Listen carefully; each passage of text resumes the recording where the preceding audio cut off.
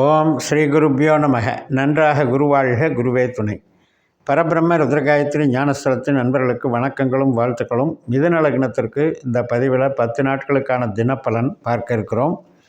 March 29 முதல் April 7 வரைக்கும் உள்ள நாட்களுக்கு பலன் பார்க்க இருக்கோம். இந்த மார்ச் 29 சனிப்பெயர்ச்சி நாள். இந்த நாளில் முதல்ல தொடங்கி நம்ம ஒவ்வொரு நாளும் மிதுன லக்னத்துக்கு எப்படி இருக்குன்னு பார்க்க போகிறோம். முதல் நாள் உத்திரட்டாதி நட்சத்திரம், 10ஆம் வீட்டில் சந்திரன் இருக்கார். தொழில் மேலே ஆர்வம் இருக்கும், ஈடுபாடு இருக்கும், நல்ல ஒரு திறமைகளை வெளிப்படுத்தக்கூடிய நாளாகவும் இருக்கும். ஆனால் சனியும் அதே அன்னைக்கு ஈவினிங் மாறுறாரு. அப்போ சனி குருவை போல் செயல்படுகிறாரு. இந்த குரு நமக்கு 12ல் இருக்கார். அப்போ 12ல் இருக்கிற குரு மாதிரி 2-3 கிரகங்கள் அங்கே சேர்க்கப்படுது. ராகுவோடையும் சனி சேர்றாரு. ராகு சனி சேர்ந்து பலன் தர்றாங்க.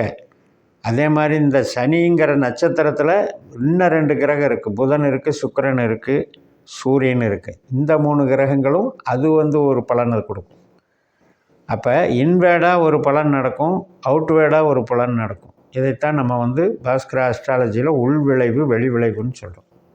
ஸோ அது மாதிரி இன்றைக்கி மற்ற கிரகங்களினுடைய தாக்கத்தையும் இன்றைக்கி தொழில் ஸ்தானத்தில் அனுபவிக்க இருக்கிறதுனால பல வகைப்பட்ட தொழில் ஆதாயங்கள் கிடைக்கக்கூடிய நாளாக இருக்கும்.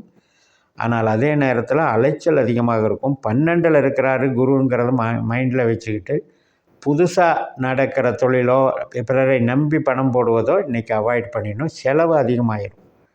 அதாவது 12ஆம் இடம் என்பது நமக்கு பணம் கையை விட்டு போகிறதுன்னு அர்த்தம். இப்போ தொழிலுக்காக முதலீடு பண்ணாலும் பணம் கையை விட்டு தான் போகும். தொழில் சார்ந்து நல்லா இருக்குது, மற்ற விஷயத்துக்கு நம்பிக்கை சார்ந்து இயங்காமல் இருங்க.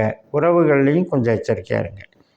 மறுநாள் மார்ச் 30 ஞாயிற்றுக்கிழமை நமக்கு ரேவதி நட்சத்திரம்.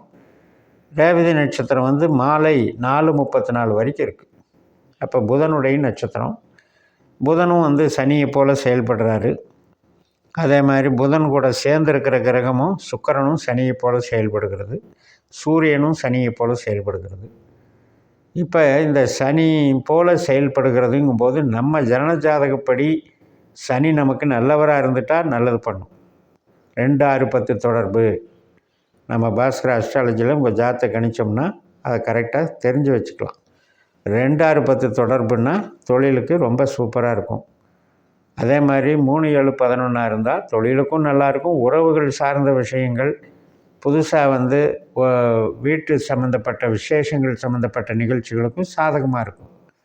அதே 8ஆம் பாவம் 12ஆம் பாவ நட்சத்திரமாக சனி அமைஞ்சிட்டா சிக்கல் இருக்குது. அப்போ எந்த நட்சத்திரம் அன்றைக்கி நடந்தாலும் சனியை போல் வேலை செய்கிறதுனால இந்த சனி நட்சத்திரத்தில் இருக்கிற கிரகங்கள் நமக்கு சனி கெட்டவராக இருக்கும் பட்சத்தில் தீங்கு தான் செய்யணும்னு புரிஞ்சுக்கணும். மார்ச் 31 திங்கட்கிழமை அஸ்வினி நட்சத்திரம். அதாவது நாளே ஞாயிற்றுக்கிழமை மாலை 4:34 தொடங்குது. மறுநாள் திங்கட்கிழமை மதியம் 1:44 வரைக்கும் இருக்குது. கேதுனுடைய நட்சத்திரம். கேது 4ஆம் வீட்டில் சூரியனுடைய நட்சத்திரத்தில் இருக்கார். தொழில் சார்ந்த நடவடிக்கைகள் சிறப்பாக இருக்கும். அதுலேயும் இப்போ கன்ஸ்ட்ரக்ஷன் லைனு, பில்டிங் மெட்டீரியல்ஸு, இது மாதிரி வேலை பார்க்குறவங்க, இரும்பு சம்மந்தப்பட்ட தொழில், மிஷினரி, லேத்து, எல்லா ஒர்க் ஷாப் லைனும் சிறப்பாக இருக்கும். கனரக வாகனங்கள், உற்பத்தி சார்ந்தது, ஈவன் விவசாயத்தில், கால்நடைகளில் எல்லாத்துலேயுமே சிறப்பாக இருக்கக்கூடிய நல்ல நாள். இன்றைக்கி நமக்கு தொழில் சார்ந்த பல தொழில்களில் கவனம் போகும். இந்த ப்ராடக்டை பண்ணால் என்ன, அந்த ப்ராடக்டை பண்ணால் என்ன, அப்படியும் போகும். இந்த மிதுனத்துக்கே இந்த 10 நாளில் பார்த்திங்கன்னா இந்த 4 கிரக சேர்க்கை அந்த மாதிரி சிந்தனைகளை தூண்டி விடும். சூரியன் இருக்கார், புதன் இருக்கார், சுக்கிரன் இருக்கார், ராகு இருக்கார், சனி இருக்கார். 5 கிரகமும் சேருது. அதில் குரு நட்சத்திரத்தில் 2 கிரகம், சனி நட்சத்திரத்தில் 3 கிரகம், இப்படி.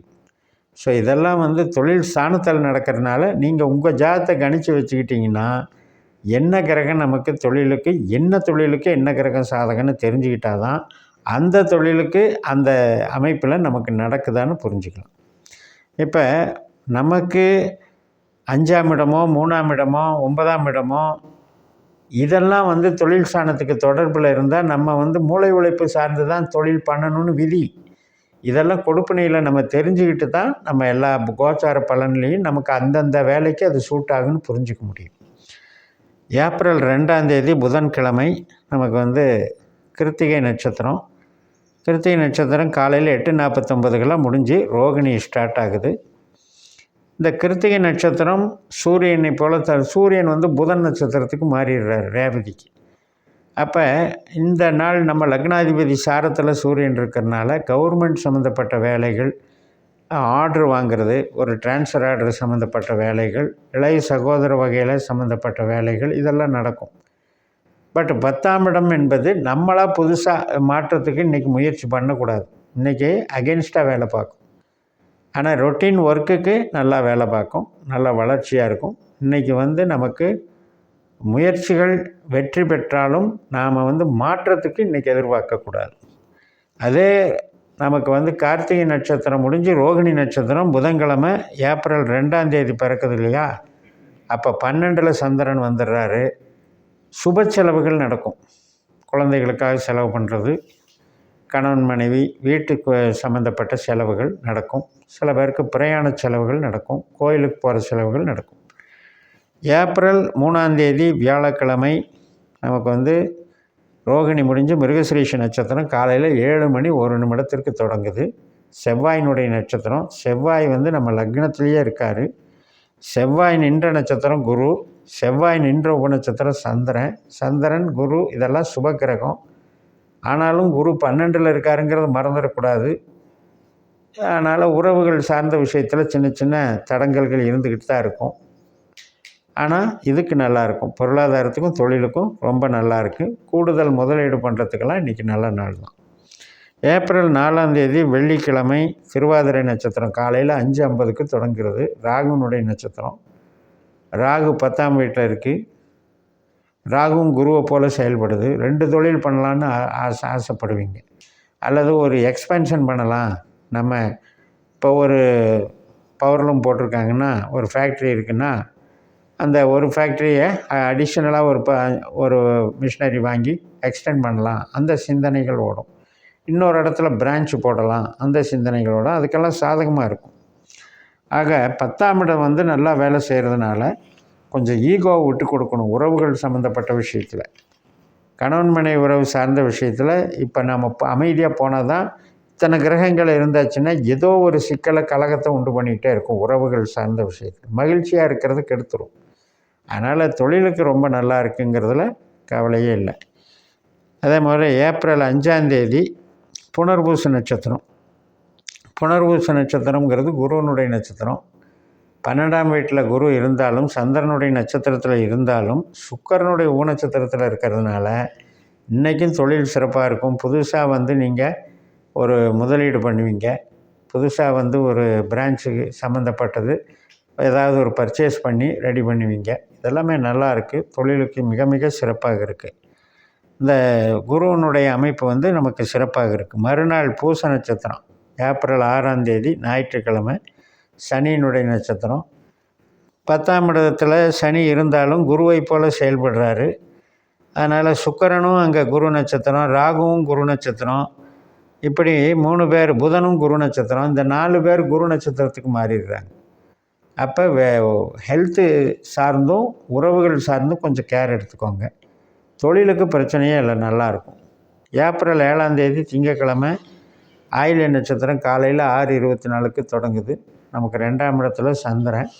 இன்றைக்கும் தொழில் சிறப்பாக இருக்கும், வளர்ச்சிகள் நன்றாக இருக்கும். மிக அற்புதமாக புதனுடைய லக்னாதிபதியினுடைய இன்றைக்கி நட்சத்திரம். நம்ம ஜனனஜாதப்படி புதன் கெட்டவராக இருக்கக்கூடாது. நம்ம அஸ்ட்ராலஜியில் நீங்கள் அதை கணித்து பார்த்து நீங்கள் டேலி பண்ணிக்கணும். மிகச் சிறப்பான நாள் என்று கூறி நிறைவு செய்கிறேன். இந்த சேனலை சப்ஸ்கிரைப் பண்ணி ஷேர் பண்ணுங்கள். உங்கள் தனிப்பட்ட ஜாதக பலாபலன்களை என்னுடைய வாட்ஸ்அப் நம்பரில் தொடர்பு கொண்டு பலன் பெறுங்கள். உங்களிடமிருந்து விடைபெறுகிறேன். உங்கள் ஜெயம் எஸ். நன்றி, வணக்கம்.